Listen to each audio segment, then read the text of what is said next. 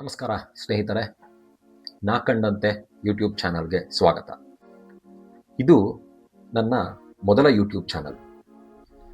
ಈ ಸಮಾಜದ ಆಳ ಅಗಲ ತಿಳಿದು ಬಹಳ ನೊಂದು ಈ ಯೂಟ್ಯೂಬ್ ಚಾನಲ್ನ ಓಪನ್ ಮಾಡಿದ್ದೀನಿ. ಉದ್ದೇಶ ಇಷ್ಟೇ, ಒಂದು ಸುಸ್ಥಿರ ಸಮಾಜ. ನಮ್ಮ ಗುರುಗಳು ಹೇಳ್ತಿದ್ರು, ಬೆಂಗಳೂರಲ್ಲಿರೋ ವೃಷಭಾವತಿ ನದಿ ಕೂಡ ವರ್ಷಕ್ಕೆ ಸ್ವಲ್ಪ ದಿನನಾದರೂ ಕ್ಲೀನಾಗಿ ಹರಿಯುತ್ತೆ ಅಂತ. ಯಾಕಂದರೆ ಆಗ ಮಳೆ ಬಂದಿರುತ್ತೆ. ಹಾಗಾಗಿ ಎಷ್ಟೇ ಕೊಳಕಿದ್ರೂ ಒಂದು ಪ್ರಯತ್ನ ಮಾಡಲೇಬೇಕಾಗುತ್ತೆ ಕ್ಲೀನ್ ಮಾಡೋಕ್ಕೆ ಅಲ್ವಾ. ಆ ದೃಷ್ಟಿಯಲ್ಲಿ ಇದು ನನ್ನ ಸಣ್ಣ ಪ್ರಯತ್ನ. ಏನಿಲ್ಲ ರೀ, ಈ ಸಮಾಜದಿಂದ ನಾನು ಬಹಳ ತಗೊಂಡಿದ್ದೇನೆ. ಕೆಟ್ಟದ್ದು ಅನ್ಕೋಬೇಡಿ, ಬಹಳ ಒಳ್ಳೆಯದು. ಅದನ್ನು ನಿಮ್ಮ ಜೊತೆ ಸ್ವಲ್ಪ ಹಂಚ್ಕೋಬೇಕು ಅಂತ. ಆಮೇಲೆ ನಾನೊಬ್ಬ ಅನಾಮಿಕ. ನಾನು ಈ ಚಾನಲ್ ನಡೆಸೋವರೆಗೂ ನನ್ನ ಐಡೆಂಟಿಟಿನ ರಿವೀಲ್ ಮಾಡಲ್ಲ. ಯಾಕಂದರೆ ನನಗೊಂದು ಪ್ರೈವೇಟ್ ಲೈಫ್ ಇದೆ. ಯಾವುದೋ ಒಂದು ಪ್ರೋಗ್ರಾಮಲ್ಲಿ ಕೇಳಿದ ನೆನಪು, we should be rich but not famous ಅಂತ. ಆಲ್ ರೈಟ್, ಇಲ್ಲಿಂದ ಮುಂದಕ್ಕೆ ಈ ಯೂಟ್ಯೂಬ್ ಚಾನಲ್ನಲ್ಲಿ ಏನೇನು ಎಕ್ಸ್ಪೆಕ್ಟ್ ಮಾಡಬಹುದು ಅಂತ ಹೇಳ್ತಾ ಹೋಗ್ತೀನಿ.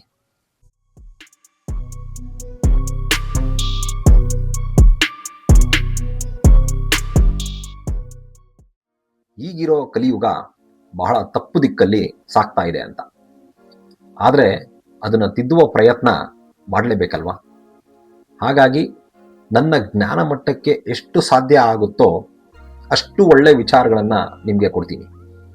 ಈಗಂತೂ ಸತ್ಯಕ್ಕೂ ಸುಳ್ಳಿಗೂ, ನ್ಯಾಯಕ್ಕೂ ಅನ್ಯಾಯಕ್ಕೂ, ಧರ್ಮಕ್ಕೂ ಅಧರ್ಮಕ್ಕೂ ಬಹಳ ಸಂಘರ್ಷ ನಡೀತಿದೆ. ಇನ್ನು ಕೃತಜ್ಞತೆಯಂತೂ ಮರ್ತೇ ಬಿಡಿ. ಹಾಗಾಗಿ ನನಗೆ ತಿಳಿದ ಜ್ಞಾನ ಮಟ್ಟದಲ್ಲಿ ನಿಮ್ಮ ಜೊತೆ ಸತ್ಯಾಸತ್ಯತೆಗಳ ಬಗ್ಗೆ ಹಂಚ್ಕೊಳ್ಬೇಕು ಅಂತ ಈ ಚಾನಲ್ ಶುರು ಮಾಡಿದ್ದೀನಿ.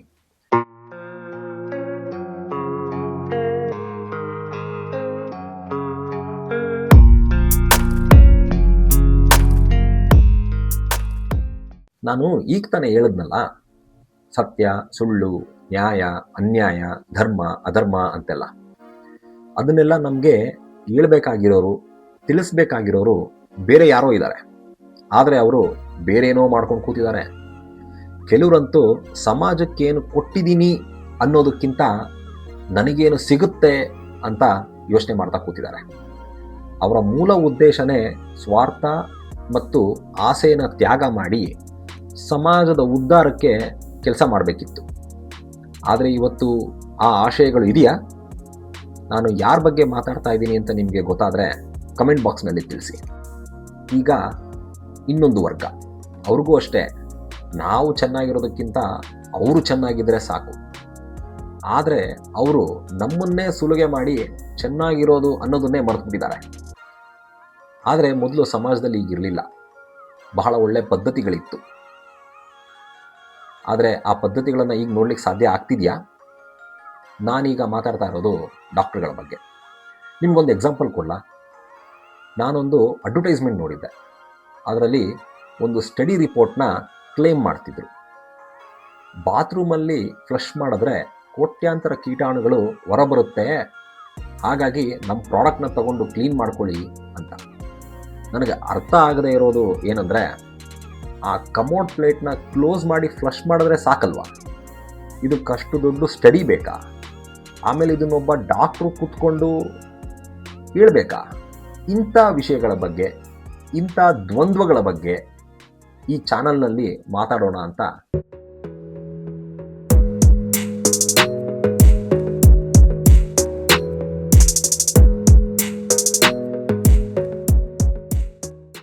ಇನ್ನು ನನ್ನ ನೆಕ್ಸ್ಟ್ ವಿಚಾರ, ಅದು ರಾಜಕೀಯ. ಈ ವಿಷಯ ಮಾತಾಡೋಕ್ಕೆ ನನಗೆ ಚರ್ಮ ದಪ್ಪ ಇರಬೇಕು. ನಾನೇನಾದರೂ ಸ್ವಲ್ಪ ಹೆಚ್ಚು ಕಮ್ಮಿ ಮಾತಾಡಿದ್ರೂ ಆ ಪಾರ್ಟಿ ಕಾರ್ಯಕರ್ತ ನನ್ನ ಜನ್ಮ ಜಾಲಾಡ್ಬಿಡ್ತಾನೆ. ಹಾಗಂತ ನಾನು ಈ ಟಾಪಿಕ್ನ ಏನು ಬಿಡೋದಿಲ್ಲ. ಆದರೆ ನಾನು ಹೇಳೋ ಪದ್ಧತಿನೇ ಬೇರೆ ಇರುತ್ತೆ. ಇಲ್ಲೂ ಅಷ್ಟೇ, ಆ ರಾಜಕೀಯದ ಒಳ ಅರ್ಥ, ಮನಸ್ಥಿತಿ, ಅದರಿಂದ ನಮಗೆಷ್ಟು ನಷ್ಟ ಆಗ್ತಾ ಇದೆ ಅಂತ ನಿಮಗೆ ಹೇಳ್ತೀನಿ. ಇದ್ರ ಉದ್ದೇಶ ಏನಪ್ಪ ಅಂತಂದರೆ, ಅಟ್ಲೀಸ್ಟ್ ಸ್ವಲ್ಪ ಬೆಟರಾಗಿ ನೀವು ವೋಟ್ ಮಾಡಬಹುದು ಅಲ್ವಾ. ಯಾಕಂದರೆ ನಿಮಗೆ ಸರಿಯಾಗಿ ವಿಷಯ ಗೊತ್ತಿರಬೇಕಲ್ಲ. ಏನಕ್ಕೆ ಮತ್ತು ಯಾರಿಗೆ ವೋಟ್ ಮಾಡ್ತಿದ್ದೀನಿ ಅಂತ. ಇನ್ನು ಜ್ಞಾನದ ವಿಚಾರಕ್ಕೆ ಬಂದ್ಬಿಡೋಣ. ಯಾವುದು ಈ ಸಮಾಜಕ್ಕೆ ಬೇಕಿತ್ತೋ, ಯಾರು ಅದನ್ನು ಕೊಡಬೇಕಿತ್ತೋ, ಯಾವುದು ಫ್ರೀಯಾಗಿರಬೇಕಿತ್ತೋ ಅದು ಈಗ ದೊಡ್ಡ ಮಾಫಿಯಾನೇ ಆಗೋಗಿದೆ. ಹಾಳಾಗೋಗ್ಲಿ, ಫೀಸ್ ಕಟ್ಟಿರ್ತೀವಿ, ಆದರೆ ಅದಕ್ಕೆ ತಕ್ಕ ಪ್ರತಿಫಲ ಅಥವಾ ಜವಾಬ್ದಾರಿ ನಾವೇನಾದರೂ ಎಕ್ಸ್ಪೆಕ್ಟ್ ಮಾಡ್ಬೋದಾ? ಅದೇ ರೀ ನಮ್ಮ ಸ್ಕೂಲು ಕಾಲೇಜು. ನನಗೆ ಯಾಕೋ ಇದು ನಮ್ಮ ಗುರುಗಳ ಮಿಸ್ಟೇಕು ಅಂತ ಅನಿಸಲ್ಲ. ಈಗಲೂ ಬಹಳ ಒಳ್ಳೆ ಗುರುಗಳಿದ್ದಾರೆ. ಆದರೆ ಈ ಮ್ಯಾನೇಜ್ಮೆಂಟ್ ಇದೆಯಲ್ಲ, ಅಲ್ಲಿರೋರು ಯಾರು ಗುರುಗಳಲ್ಲ, ಅವರೆಲ್ಲ ಇನ್ವೆಸ್ಟರ್ಗಳು. ಅವರಿಗೆ ಲಾಭ ಬಿಟ್ಟು ಬೇರೆ ಯಾವುದೂ ಇಂಪಾರ್ಟೆಂಟ್ ಅಲ್ಲ. ಮ್ಯಾನೇಜ್ಮೆಂಟಲ್ಲಿ ಬರೀ ಇನ್ವೆಸ್ಟರ್ಗಳು ಮಾತ್ರ ಇಲ್ಲ, ಇವತ್ತಿನ ರಾಜಕಾರಣಿಗಳು ಕೂಡ ಇದ್ದಾರೆ. ನಿಮಗೆ ಒಂದು ಎಕ್ಸಾಂಪಲ್ ಕೊಡ್ತೀನಿ ನೋಡಿ. ನಾವು ಸ್ಕೂಲ್ಗೆ ಹೋಗಬೇಕಾದ್ರೆ ನಮ್ಮ ಟೀಚರ್ ಕಲಿಸ್ತಿದ್ದಿದ್ದು ಹೆಚ್ಚು ಜ್ಞಾನಕ್ಕೆ ಸಂಬಂಧಪಟ್ಟ ವಿಷಯ, ನಮ್ಮ ಜೀವನಕ್ಕೆ ಸಂಬಂಧಪಟ್ಟ ವಿಷಯಗಳು, ಕಾಲೇಜ್ ಸಬ್ಜೆಕ್ಟ್ಸ್ ಜೊತೆಗೆ. ಆದರೆ ಇವತ್ತು 8ನೇ ಕ್ಲಾಸ್ಗೆ ಇಂಜಿನಿಯರಿಂಗ್ ಪ್ರಿಪ್ರೇಷನ್, 10th ಕ್ಲಾಸ್ಗೆ ಮೆಡಿಕಲ್ ಪ್ರಿಪ್ರೇಷನ್, ಅಂದರೆ ಎಲ್ಲ ದುಡ್ಡು ಸಿಗೋದ್ರ ಬಗ್ಗೆನೇ ಇರುತ್ತೆ. ಹೀಗಾಗಿ ಅಲ್ವಾ ನಮ್ಮ ಮಕ್ಕಳ ಮೇಲೆ ಪ್ರೆಷರು. ಆಮೇಲೆ ಪೇರೆಂಟ್ಸ್ಗೂ ಈ ಎಜುಕೇಷನ್ ಅನ್ನೋದೇ ನರಕ ಆಗಿಬಿಟ್ಟಿದೆ. ಹಾಗಾಗಿ ಸಮಯ ಬಂದಾಗ ಈ ವಿಚಾರ ಕೂಡ ಕವರ್ ಮಾಡ್ತೀನಿ.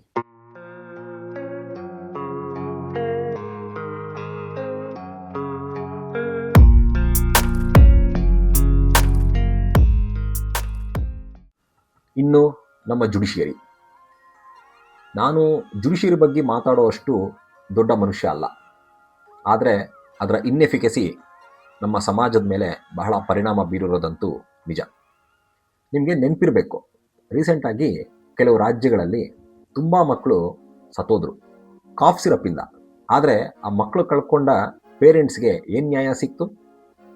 ಆ ಫ್ಯಾಕ್ಟ್ರಿ ಕ್ಲೋಸ್ ಆಯಿತಾ? ಕ್ಲೋಸ್ ಆದರೂ ಆ ಓನರ್ ಏನು ಮಾಡ್ತಾನೆ? ಅವನು ಮತ್ತೆ ಅವನ ಹೆಂಡ್ತಿನೋ ಅವ್ರ ಸಂಬಂಧಿಕರು ಹೆಸರಲ್ಲೋ ಹೊಸ ಲೈಸೆನ್ಸ್ ತೊಗೊಂಡು ಫಾರ್ಮುಲಾ ಚೇಂಜ್ ಮಾಡಿ ಮತ್ತೆ ಓಪನ್ ಮಾಡ್ತಾನೆ. ಲೀಗಲಿ ಏನು ಮಾಡೋಕ್ಕಾಗತ್ತೆ? ಇದು ಹೇಗೆ ಅಂದರೆ, ಕಸಿನೋ ಲ್ಯಾಂಡ್ ಮೇಲೆ ಇರಬಾರ್ದು ಅಂತ ರೂಲ್ ಮಾಡಿದ್ರೆ ಅದನ್ನು ಗೋವಾದಲ್ಲಿ ಬೋಟಲ್ಲಿ ಬಿಲ್ಡ್ ಮಾಡಿ ನೀರು ಮೇಲೆ ಇಟ್ಕೊಂಡು ನಡೆಸ್ತಾ ಇದ್ದಾರೆ. ಹೀಗಿರುತ್ತೆ ನಮ್ಮ ಜುಡಿಷಿಯರಿ ಮತ್ತು ಅದರ ಅಪ್ಲಿಕೇಶನ್. ನಾನು ಆದಷ್ಟು ಒಳ್ಳೆಯ ವಿಚಾರಗಳನ್ನೇ ಈ ಟಾಪಿಕ್ನಲ್ಲಿ ಕವರ್ ಮಾಡ್ತಾ ಹೋಗ್ತೀನಿ. ಇನ್ನು ಮೀಡಿಯಾ. ಇಲ್ಲೂ ನನಗೆ ಮ್ಯಾನೇಜ್ಮೆಂಟೇ, ಅಂದರೆ ಕಾರ್ಪೊರೇಟ್ ಅಂತೀವಲ್ಲ ಅದು. ರಿಪೋರ್ಟರ್ಗೆ ತಾನೇ ಏನು ಮಾಡಲಿಕ್ಕಾಗತ್ತೆ ಹೇಳಿ? TRP ಪ್ರೆಷರ್ಗೆ ಕೂತ್ಕೊಂಡು ಯಾರೋ ಬರೆದು ಕೊಟ್ಟಿದ್ದನ್ನು ಹೇಳ್ತಾ ಹೋಗ್ತಾರೆ. ಹೋಗಲಿ, ಆ ಟಾಪಿಕ್ಗಾದರೂ ಕ್ಲೈಮ್ಯಾಕ್ಸ್ ಇರುತ್ತಾ? ಕ್ಲೈಮ್ಯಾಕ್ಸು ಇರಲ್ಲ. ಆ ವಿಷಯ ಏನಾಯಿತು ಅಂತ ನಮಗೆ ತಿಳಿಸೋದೇ ಇಲ್ಲ. ಮಧ್ಯದಲ್ಲಿ ಎಷ್ಟು ಬೇಕೋ ಅಷ್ಟು ಹೇಳಿ, ಎಷ್ಟು TRP ಬೇಕೋ ಅಷ್ಟು ಬೆಳೆಸ್ಕೊಂಡು ಮುಂದಕ್ಕೆ ಹೋಗ್ತಾ ಇರ್ತಾರೆ. ಅದರಿಂದ ನಮಗೆ ಬಂದ ಲಾಭ ಆದರೂ ಏನು? ಆದರೆ ಎಲ್ಲ ರಿಪೋರ್ಟರ್ಗಳು ಈ ಕೆಲಸ ಮಾಡಲ್ಲ. ಸ್ವಲ್ಪ ವ್ಯಾಲ್ಯೂ ಕೂಡ ಆ್ಯಡ್ ಮಾಡ್ತಾರೆ. ಇದ್ರ ಬಗ್ಗೆನೂ ಕೂಡ ಮಾತಾಡೋಣ. ಆದರೆ ನೀವು ಈ ವಿಚಾರದಲ್ಲಿ ಸ್ವಲ್ಪ ಜಾಸ್ತಿನೇ ವಿಡಿಯೋಗಳನ್ನ ನನ್ನಿಂದ ಎಕ್ಸ್ಪೆಕ್ಟ್ ಮಾಡ್ಬೋದು.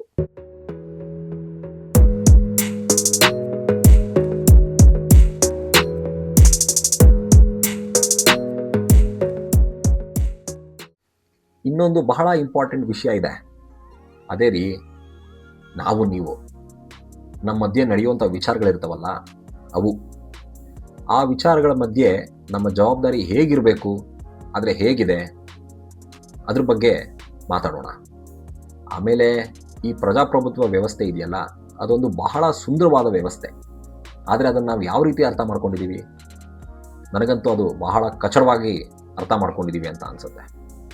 ಆಮೇಲೆ ಪ್ರಕೃತಿಯಲ್ಲಿರೋ ರಹಸ್ಯಗಳು, ನಮ್ಮ ಇತಿಹಾಸ, ನಮ್ಮ ಪುರಾಣಗಳ ಬಗ್ಗೆ ಕೂಡ ವಿಡಿಯೋಗಳನ್ನು ನಾನು ಮಾಡ್ತೀನಿ.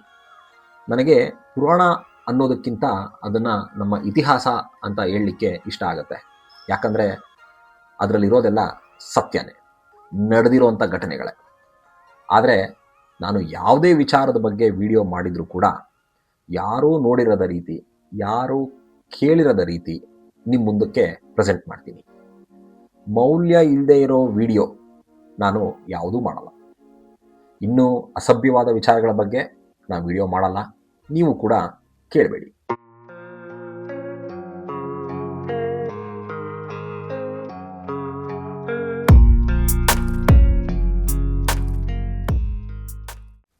ಈಗ ನಿಮಗೆ ಒಂದು ಐಡಿಯಾ ಬಂದಿರಬೇಕು, ಈ ಚಾನಲ್ ಯಾಕೆ, ಯಾವ್ಯಾವ ವಿಚಾರ ಬರುತ್ತೆ. ನಾನು ಸತ್ಯವಾಗಿ ಹೇಳ್ತೀನಿ ಕೇಳಿ.